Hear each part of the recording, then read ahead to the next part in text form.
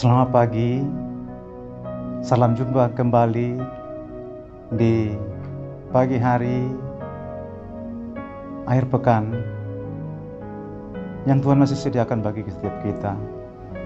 Hari ini Sabtu tanggal 23 November 2024. Biarlah kasih sejahtera dan damai Tuhan senantiasa memelihara hati dan pikiran kita, saudaraku, di dalam Kristus Yesus Tuhan kita. Amin. Firman Tuhan yang boleh menyapa kita pagi ini diangkat dari kitab Kisah Para Rasul pasal 26 ayatnya yang ke-22. Saudara, mari nikmati kebenaran firman Tuhan. Tetapi oleh pertolongan Allah aku dapat hidup sampai sekarang dan memberi kesaksian kepada orang-orang kecil dan orang-orang besar. Dan apa yang diberitakan itu tidak lain daripada yang sebelumnya telah diberitahukan oleh para nabi dan juga oleh Musa.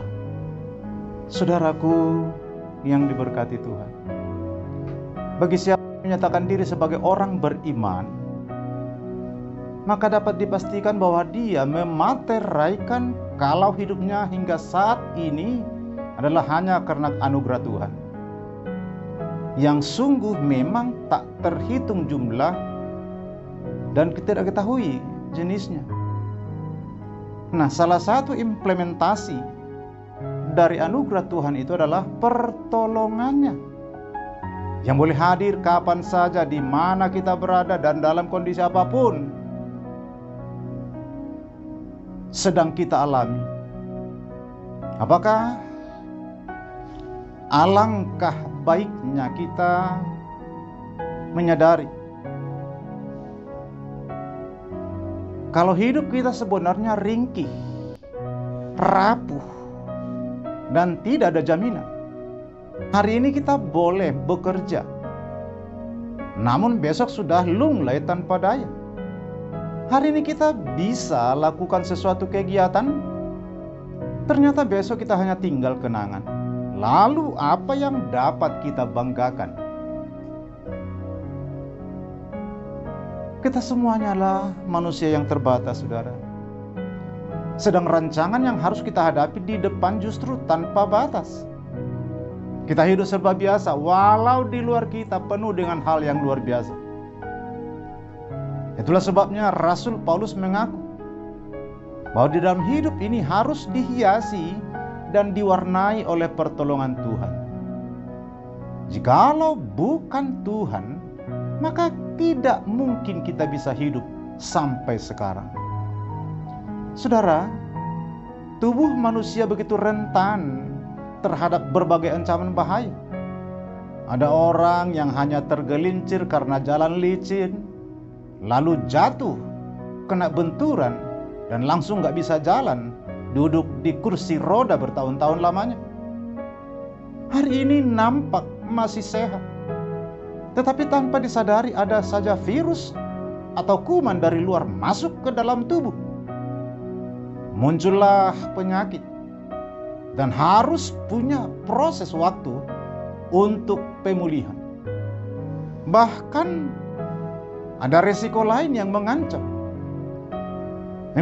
jiwa, maksudnya mengakibatkan gangguan mental, berakibat stres hingga depresi.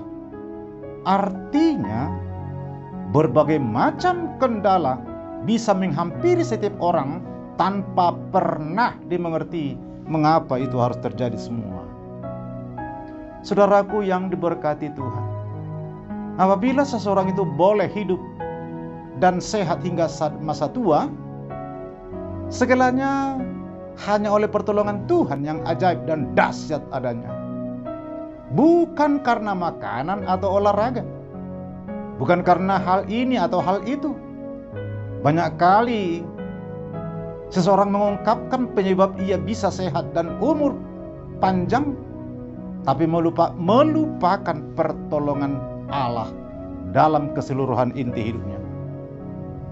Hari ini, biarlah kita mengalami dengan sungguh bahwa hidup kita ini semata hanya oleh pertolongan Yesus Kristus. Dialah sumber kehidupan dan sumber segala-galanya bagi kita. Tidak seharusnya ada kesombongan dalam hati kita, sebab semuanya hanya karena anugerah dan pengasihan Tuhan. Jangan pernah ada orang yang menganggap diri sanggup menghadapi semua. Jangan pernah ada sosok manusia yang angkuh, merasa hebat sendiri. Sebab hingga hari ini dan seterusnya, hanya Tuhan yang sanggup dan telah bahkan yang selalu peduli tentang kita.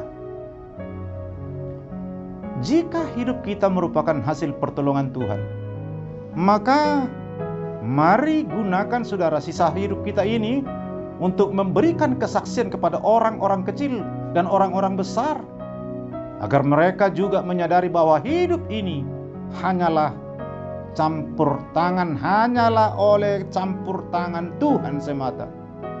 Dia turut bekerja dalam segala sesuatu untuk mendatangkan kebaikan bagi mereka yang mengasihi Dia. Itu tulis Paulus dalam Roma 8 ayat 28. Maka biarlah sisa hidup ini kita gunakan untuk memuliakan Tuhan melalui setiap perilaku, karakter, dan pola hidup yang masih Tuhan peliharakan. Marilah kita hargai hidup pemberian Tuhan ini dengan melakukan sesuatu yang menyenangkan hatinya. Amin.